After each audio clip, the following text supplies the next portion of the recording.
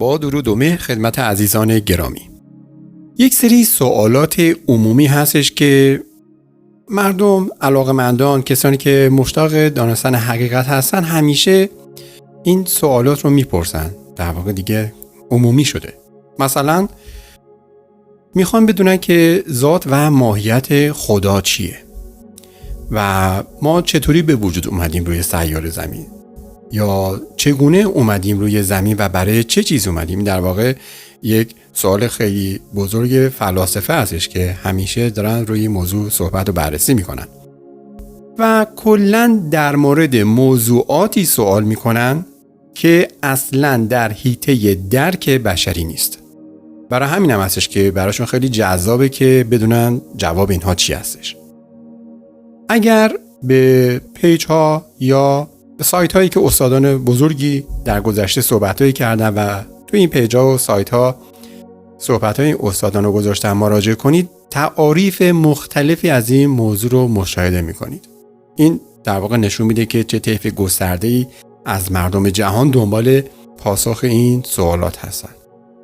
و تعاریفی مثل این که مثلا خداوند از نور و عشق درست شده، یا خداوند در یک مکانی در یک جای بسیار والایی زندگی میکنه و قرار ما روزی پیشش بریم. و از این تعاریف تا دلتون بخواد به شکل‌های مختلفی هر کسی نسبت به برداشتی که داشته اومده این تعاریف رو ارائه داده. البته تمام تلاششون رو کردن این بزرگان که یک جوری به بشر این موضوع رو بفهمونن که در این حیطه یا میزان درکی که ما روی زمین داریم، که ما در مورد ارتعاش همیشه صحبت میکنیم، یعنی ما همیشه گفتیم بشر در یک ارتعاش محدودی میتونه بفهمه، خارج از اون ارتعاشاتش چیزی رو متوجه نمیشه. اونها هم اومدن در همین حد میزان ارتعاش درک و فهم بشری به هر شکلی که تونستن خواستن یک جوری پاسخ این سوال رو بدن.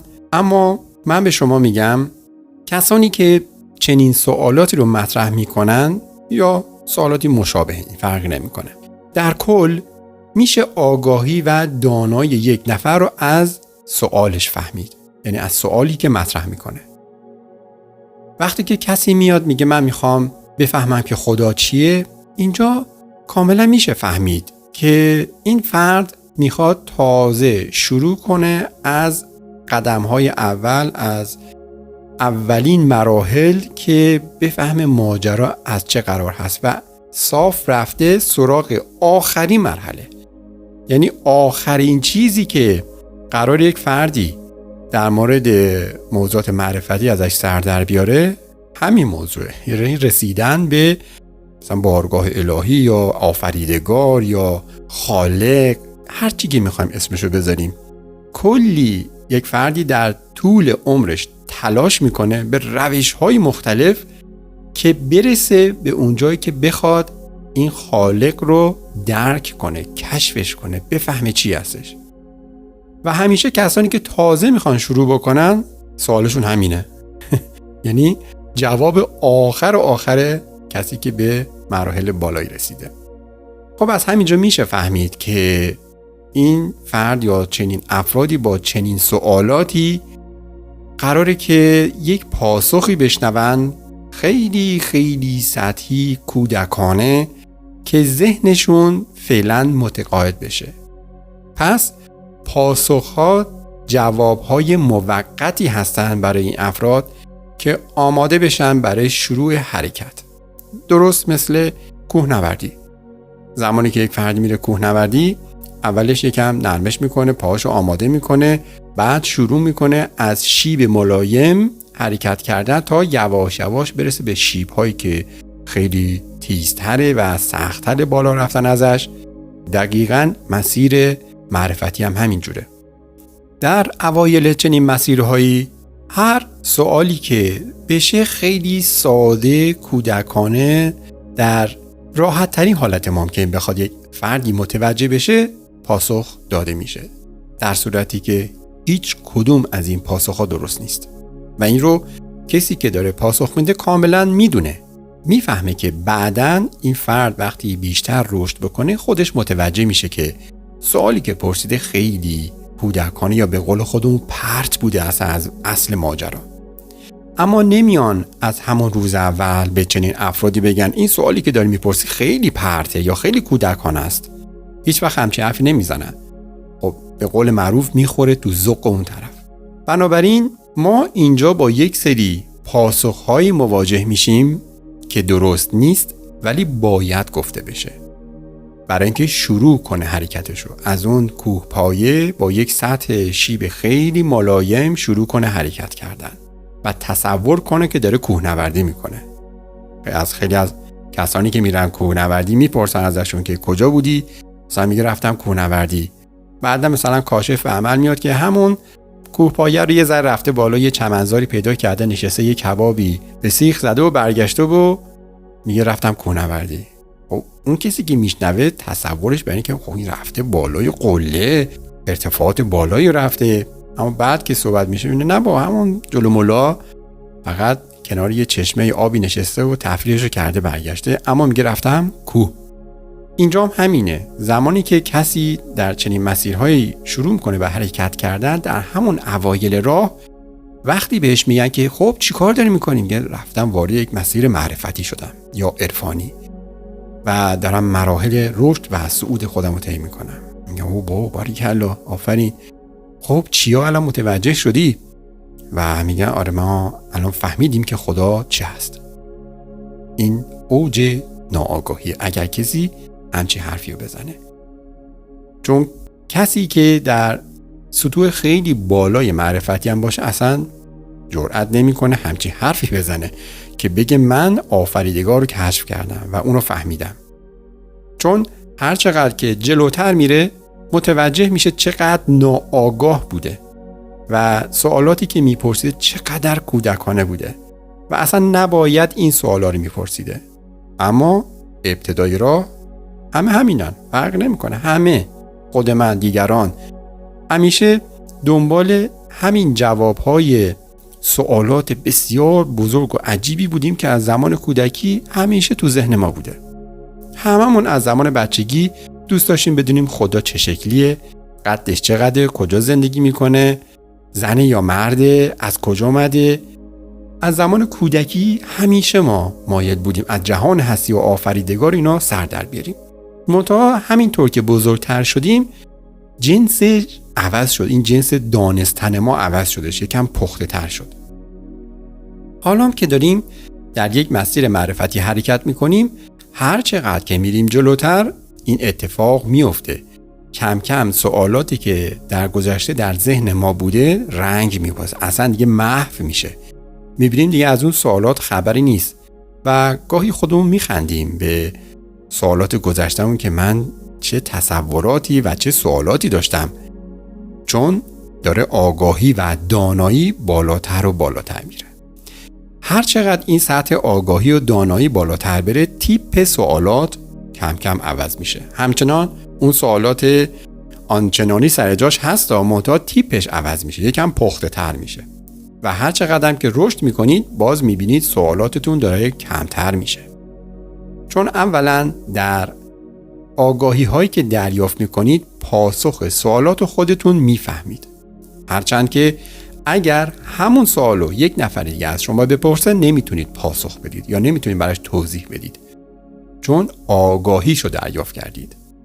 خب یعنی چی؟ اگر من آگاهیشو دریافت کردم خب باید بتونم برای یه نفر دیگه توضیح بدم. خیر، اینجوری نیست. وقتی کسی یک آگاهی رو دریافت میکنه یعنی یک میزان زیادی از اطلاعات رو از یک منبعی که ما اسم رو گذاشتیم منبع آگاهی از اونجا دریافت میکنه.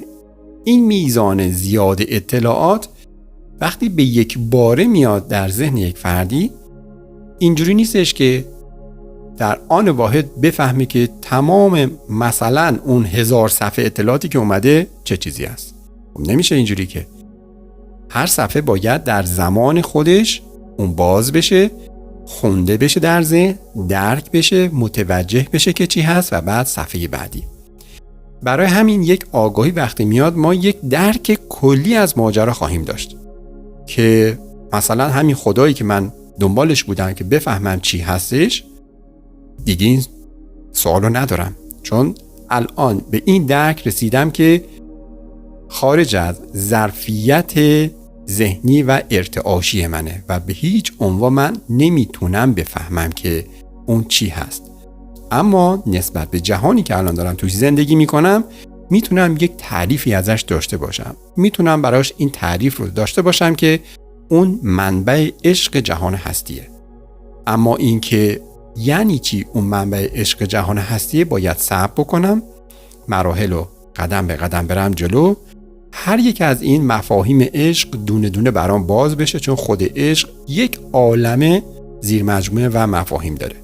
اینها هر کدوم که باز بشه در واقع به یکی از صفات و اون خصلت‌های الهی من تقریبا مثلا درکش میکنم، میفهممش و با هر یک از این صفات الهی که بتونم ارتباط برقرار کنم یک بخشی از اون رو متوجه میشم.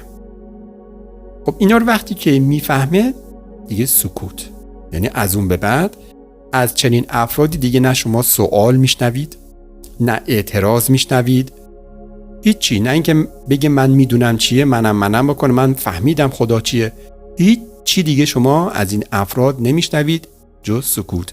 فقط میبینین گوش میکنن به حرفا، سری تکون میدن و یه لبخندی میزنن و میگن آره خب این که گفتی بله درسته.